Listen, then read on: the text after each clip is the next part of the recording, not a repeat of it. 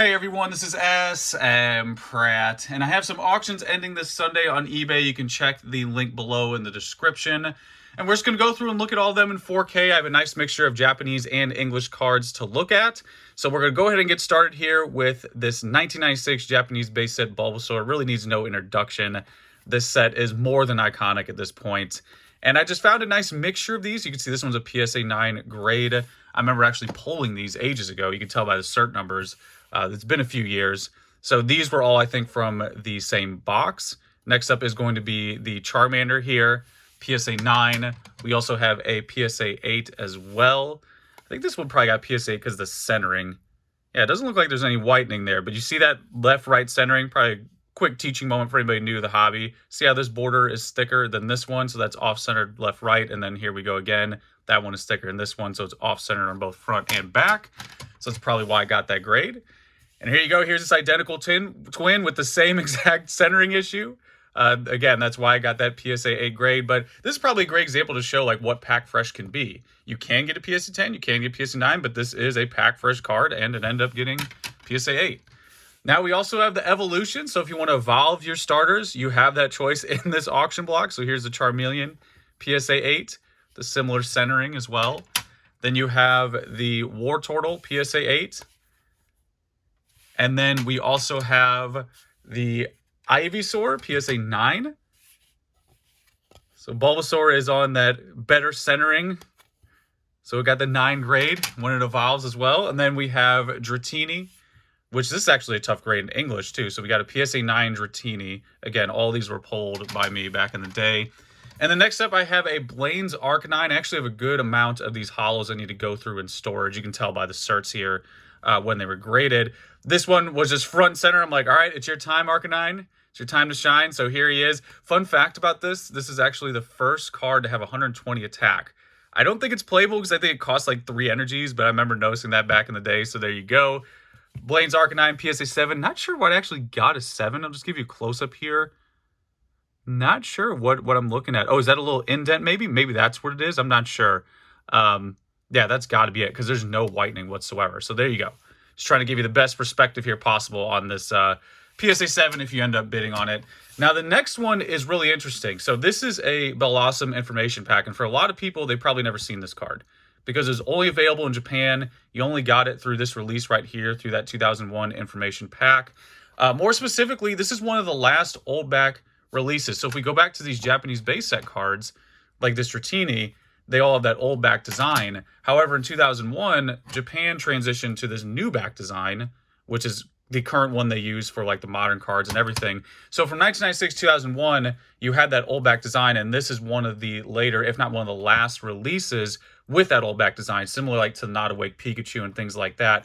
So I think that's always cool. Not only does this fly under the radar, but I think that added aspect of it being, you know, one of the last old back releases does a little something else. So there you go. That's the info pack, Bellossom. Then next up, we have the Shiny Rayquaza promo.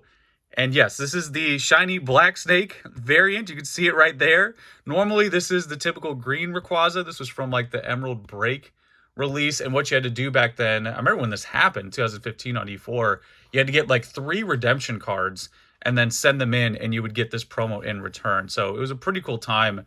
I remember one of the members there, one of the OGs, actually did that for a lot of E4 members, and that's how I got a lot of these. Again, you can see with the old cert, that was probably about 5 years ago, so there it is. This one was redeemed by myself. And next up, we have a 2014 Pikachu McDonald's promo. We kind of got a little Hey Arnold Pikachu going on there. You can tell this is definitely X and Y era. You don't even need to see the label to tell you that. It's got that like old European look to it. But yeah, there it is. PSA 9, 2014, McDonald's Pikachu. And then next up, we have a 2016 Pokemon Center Pikachu promo. This one was included in the Poncho Charizard full art card. So you received this as well. It's a holo card. Also, it has this logo right here. You can see the holo even extends beyond the art. And it has this Pokemon Center logo, which is really nice. I know there's a lot of people who just go after every Pokemon Center release. So there it is, the PSA 10 Pokemon Center Pikachu card. Now, next up, here's another card that actually I think flies a bit under the radar. I always call it just Here Comes Team Rocket. Reminds me of the original Here Comes Team Rocket from 2000, you know, the original Rocket set. So this is from you can see the long name here, Rocket Gang Strikes Back is what it was called in Japan, and it's Team Rocket Returns in English. And you can see down here at the bottom, it says 85 out of 84, telling you that's a secret rare card. Even a little star has a hollow pattern. I don't know if you can see that right there. It's kind of tough to tell because it's so small, but even that's got a little hollow pattern going. Holler pattern. And the back looks solid. I'm guessing the front centering maybe is why it was a 9. I'm not sure. Let me try, or maybe top bottom there. Let me try to give you a close-up so you can see exactly everything here. But yeah, there it is. That's definitely one of the hardest cards to pull from that release. The Here Comes Team Rocket. Secret rare. Now, next up, we have a few victory medals. This is going to be the 2005 Silver Victory Medal, PSA 7. We got that slightly chunky Pikachu. You can see the original chunk here in the background. He's getting a little bit more fit here in the mid-2000s. So that was the victory medal back then, and just showing you the back. Try to get you a tilt there in the light. Maybe, is that it right here in the corner? There it is. That's probably what it was. It made it a 7. Because again, otherwise I don't see any whitening. So there you go.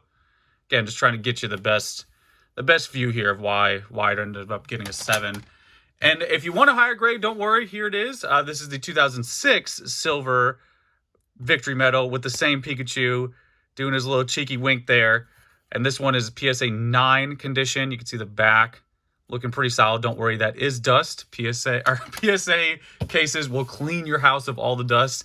And then last but not least for victory medals, we have a 2009 First Place Gym Challenge. This one is the gold victory medal. Very cool design. You can actually get the gold, silver, and bronze during this release. I also like how they did this here for the winner of the Pokemon game. Thought that was a little nice touch. But there it is, the PSA 10 First Place 2009 victory medal. And then we also have a Rowlet Scream card. It wouldn't be complete with an smpratte video. Wouldn't be complete without a Scream card present. And this one is actually PSA 10 as well. So there you go. Scream cards really need no introduction. Even someone brand new can recognize that style. All right, now moving on to the English, or mostly English stack, we have a PSA 9 Evolutions Charizard. Try to get that hollow pattern in the light. Actually, we have a couple Charizards. We have PSA 8 and PSA 9. So if you want one in 8, it's available. If you want one in 9, it's available. Let me show you the back of each. As everybody knows, this is definitely the hardest card to grade from Evolutions. You can tell again by the cert. This is from the first print. That's really all I have of Evolutions is just first print Evolutions boxes. Also, someone told me recently this is an air version. You see that flame right there? I guess that's called the Green Flame Air. I didn't realize that until someone messaged me about that. So that's something that's present. I'm not sure what the ratios are for that. Like if there's more of one or less of, less of this one or more of it. But there it is again. You see that little green like teardrop in the flame. Apparently that's a thing. I just discovered it recently. So this again was from the first print. I opened it myself, graded it myself. You can see that one has a little bit of whitening there on the top. Probably would put it back to an 8. But overall, these are very strong. All my Evolution stuff was really strong. And here you go, right on cue. This is a PSA 10 Misty's Determination. She's very determined. She has so many, Misty's Determination has so many different releases. This one's probably my favorite. Really like the full art design. It's crazy how I'm nostalgic now for Evolutions because it's been, for almost 5 years now. So there you go. We got Misty's Determination, PSA 10, again, from that same first print or that first wave of boxes. And then next up, we also have the Cp6 Charizard. So this is going to be the Japanese equivalent. The 20th anniversary set. It actually has a first edition stamp down there at the bottom. So they made it first edition, just to do a little nod for the old era. Very nice design. I love what they did with the CP6 and Evolutions release. So there it is. There is the PSA 9 CP6 Charizard. Needs no introduction with the base set artwork. And now we have a few other cards that need no real introduction. We have the Ancient Mew PSA 9. Just a S-tier popular card. Everybody knows about this card. Super popular. And then keeping that idea going, we have the first Black Star promo. Every time I see this card, just makes me think of Toys R Us in the 90s. I remember going there on Saturday. This is the first card I ever received. First promo I ever got. I went to those Toys R Us meetups. That's what you had to do back in the day. We didn't have YouTube, social media. You had to see people in real life. That's how you traded cards. Actually, my first time I saw Ancient Mew was at that Toys R Us meetup. Someone had an Ancient Mew in like some 1 foot thick, like 12-inch thick, like screw down case, because it was like the rarest card back then, next to Birthday Pikachu. So there it is. That's the IV Pikachu. And then we also have a PSA 9 as well. We have the PSA 10 and PSA 9 grade for the IV Pikachu. Just give that original 90s Pikachu one more look. And then we have a pre-release Aerodactyl as well. Another card, keeping the Toys R Us theme rolling here. This is another one that I got at Toys R Us. I got this one and the IV Pikachu. It's just something that I'm always buying, always selling. Just always nice opening this in the mail. I get that same feeling every time. So this one's a PSA 8. Pre-release cards are typically more difficult to grade. Clefable's definitely the epitome of that. There's no PSA 10 pre-release Clefables for anybody who was wondering. Aerodactyl is difficult, not as difficult as Clefable, but these were handed out raw in person, like I said, at Toys R Us. So now we're moving into the final chapter here. Probably what a lot of people were waiting for. I got a good mixture of first edition based commons. I might pepper in some the next couple months. As a lot of people know, I have a ton of these. Look at this ancient cert right here. Look at this guy. Look at this thing. This is a fit, like a slim fit. Look at this case. This is the old school. This thing's probably, man, that's almost 10 years old. So this is something that I've been buying for a long time. We have the first edition base Ghastly. Like, this is the set in Pokemon, like, bar none. So we have a lot of commons to look at here. Next up, we have Magnemite, that old school CGI style. Rest in peace, Kinabuchi. These are actually pretty strong grades. As most people know, I just do one and done. This one is going to be a very, like, well-centered example of PSA 10. Another one right here. Another old school one right here. Same as, was this the same submission as Ghastly for the detectives out there? Yes, it was. Look at that. Look at those cert numbers back to back. Just one spot in line apart from each other. So there you go. We have the Drowsy from the same submission as Ghastly back in the day. Another PSA 10. Just show the front and back. And it's interesting. This is when PSA didn't even do the back number. Here you can see it on the one before. That's around when they started doing it. I would say 2014, somewhere in there, 2015. So yeah, this is definitely a throwback everything. And we're going to keep that trend going here with the Abra as well. Probably another from that same submission. We have a PSA 10 Abra, first edition base. One of my favorite artworks, actually. Look how deep that is compared to, you know, not trying to throw shade here on Vulpix, but you have Vulpix with like a little Sears Portrait Studio backdrop, and the Abra has like a full detailed artwork. So there you go. There is the first edition PSA 10 Abra. Next up, we have the first edition base PSA 10 Vulpix. Guess I should zoom into on the stamps for people who want to take a look at that. And then there is the back as well. Man, the dust just doesn't quit. Does not quit on the PSA cases. Then next up, we have a Santro first edition PSA 10 with the little off-centered energy there. Very common for the first edition base set. They were trying to find their footing. It's even off-centered as well. I just absolutely love everything about first edition base. It has so many layers to it. So much history. It's just got everything going on. Then we have a first edition base PSA 10 Ponyta. Let's zoom in again. If people want to see that detail. The nice Sugimori combo of hand-drawn with the 90s CGI background. And then next up, we have a Pidgey. And Pidgey now is doing its thing. Like, Pidgey has increased. Pidgey is a popular Pokemon, even though it's a punching bag for being like a lower tier, like Rattata or something like that. But there's our first edition PSA 10 Pidgey card. And then last but not least, we have a couple starters as well to finish this off. We have a first edition PSA 10 Charmander. Really needs no introduction. I mean, this is like one of the top cards now in the hobby. So there you go. Highest grade, one of the most popular cards. Everybody knows the starters are like in their own league. They're in their own category.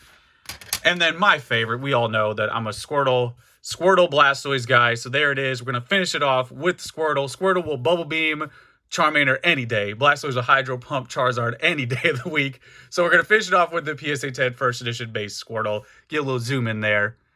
We'll actually make this guy the cover here of the video. Give him the respect that he deserves.